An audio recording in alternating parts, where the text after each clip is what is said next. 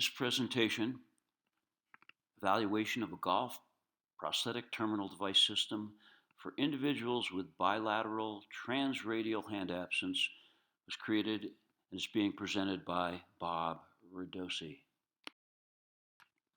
The author declares that there's no conflict of interest, but he would like to acknowledge that there's support for this research and development over the years from the following companies: TRS Incorporated, PhilHour TRS, and PhilHour. The aim of this research was a field test, something to field test and evaluate a new prototype prosthetic golfing terminal device that was specifically designed for people with bilateral trans-radial hand absence. It evolved over about 3 years. Initially, there were 6 participants. 2 other subjects were added after about the second year. The structure was to allow them to field test this product for a number of months. The first time, 18 months, was followed up with a survey. That survey resulted in data that was used to improve on the concept of the device.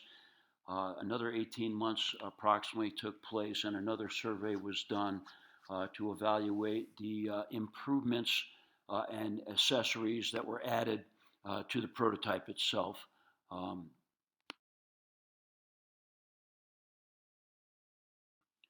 This is an example of the author using a very early prototype of the device to evaluate how it worked.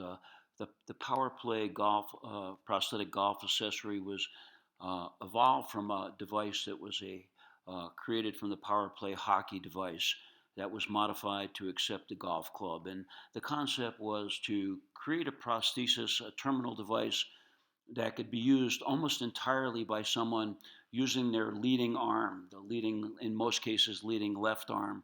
We didn't want to sacrifice the use of a right-hand hook terminal device because the person would then be limited in what they could do while they're in the field.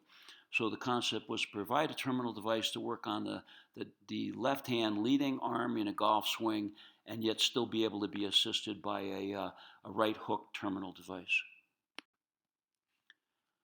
This is an example of the survey that was performed after 18 months. We asked a lot of general questions about the person's experience, but then very specific questions about the performance of the device itself. We were interested in evaluating how different clubs were used, how the swing was controlled, what improvements could be made to the various devices or the device. We also had the help of Ping Golf, who helped provide us with some custom golf clubs that were used throughout this entire early series of field trials. So the results and outcomes of that first survey at around 18 months were, in general, very positive. All of the participants were actually able to successfully swing golf clubs with this PPGA. 2 required some initial assistance. There were records about how many times that these clubs were used, et cetera, how much time was used in the field. And of course, you need to realize that the participants in the study had bilateral upper limb absence, and in some cases they were missing 3, and in some cases were quadrimembral absence. So they had a lot of challenges going on in their lives besides just learning how to swing a golf club. But we got good feedback. We rated things on a scale of 1 to 10, and what we realized in many cases is that we got people to use this device. They used it successfully. 6 of them rated the project as worthwhile, and then we actually asked some questions related to their willingness to invest in such a product in the future, and they were the majority rated that they would be willing to invest between $500 and $1,000 in technology like this that would allow them to actually swing a golf club and potentially play golf. So one of the important aspects of conducting that first survey was we found that the participants in the study, the subjects themselves, felt that there could be improved ways. They were looking at improved ways of controlling the swing and better being able to adapt their right hook prosthesis, the trailing hook prosthesis be able to engage the club better. So that resulted in us evolving a version, an accessory device, which we call the right hook adapter. And this slid down over the flexible component, the flexible PPGA itself. As you can see, the PPGA is composed of actually three components. We remove the actual golf club grip. We replace it with a custom grip, which can be indexed specifically to the golf club face. That new golf club grip adapter slides down into the flexible coupling and can be locked in place easily by a person who is missing both their hands.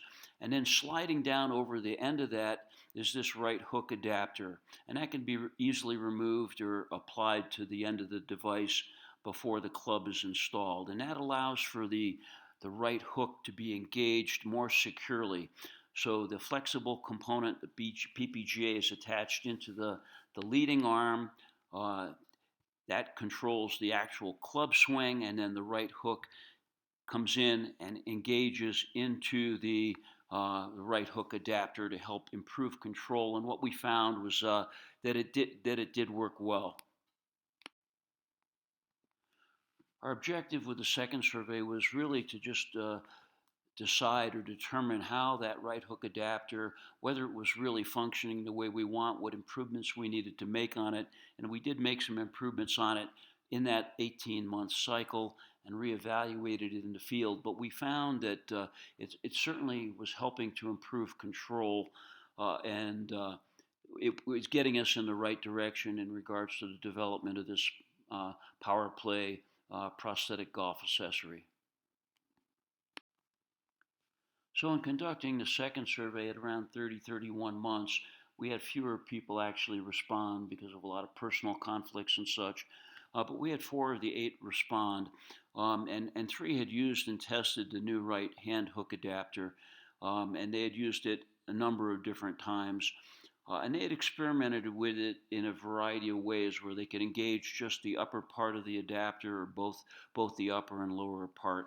And they got different experiences from both. But in all cases, they rated that right hook accessory as a valuable extra component to give them the ability to better control the golf club. So the results, the overall results of the survey were very positive, and we realized we had come to a point where this PPGA device was ready for actually pre-production.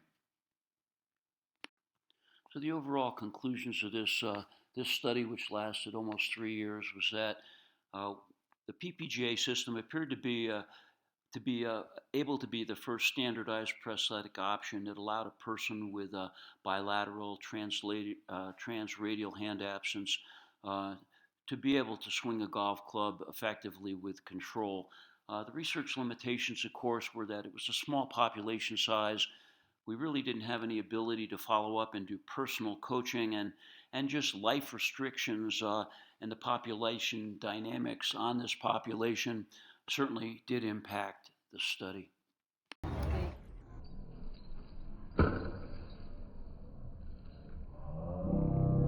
Yeah. So what we have here is a series of videos that'll be shown in the next few slides of people, in some cases with their first experience swinging, like Erica, as illustrated just recently, and then some videos with both people doing before and after 18-month period, 31-month period, using the right hand hook adapter. And I think you'll be able to see some of the differences in control, stability, etc., of some of these subjects as they were using the PPGA system.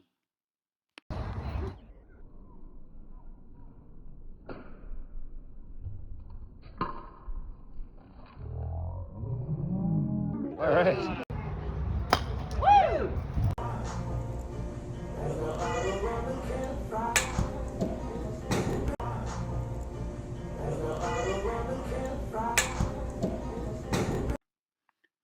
This was a good evolution of Christine from both the pre and post aspect, initially learning to swing with the device, and then in the last slide, actually using that right hand hook accessory adapter, which really helped her control the swing. And it's important to note that Christine is a quadrimembral amputee, so she has challenges of stability related to her leg prosthesis as well.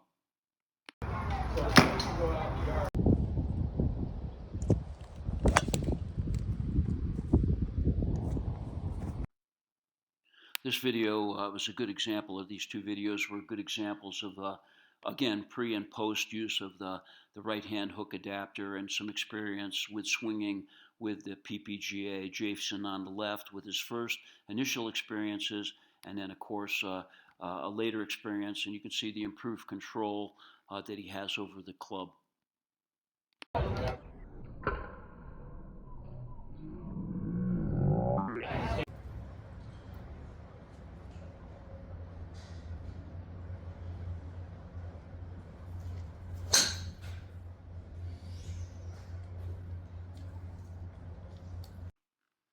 And as you can have just seen here, Sam, again, with his early experiences with the device, and then more recently into the 30-month period where he has, using the right-hand hook adapter, a little bit more experience with the device and illustrating significantly better control over the swing in the club.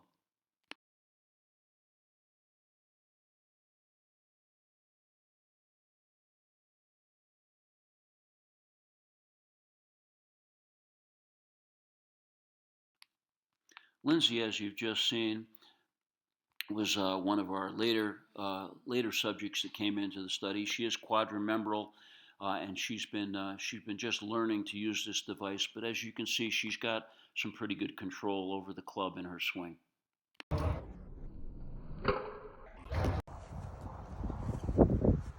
Just punch it. Perfect. Dude, let's go. What is going on?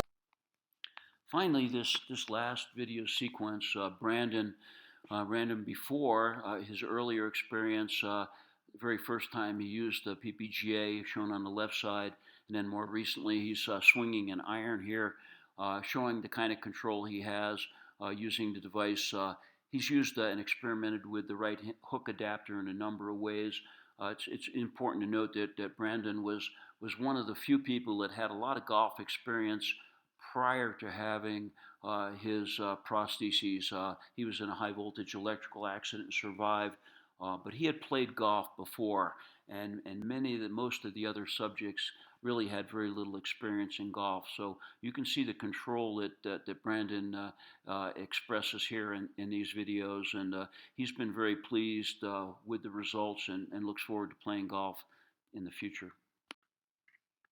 So what does the future hold? Well, there's a potential for further demonstrations of this PPGA pre-production model of this prosthetic accessory for golf at Skills for Life coming up in October in 2025 in Houston. And I believe there's going to be potential limited production of the product itself in 2026. All the inquiries and research or things related to this research should be please directed to me, Bob Radocy, and I thank you for your attention. I hope this has been an inspiring demonstration and presentation for you. Thanks very much.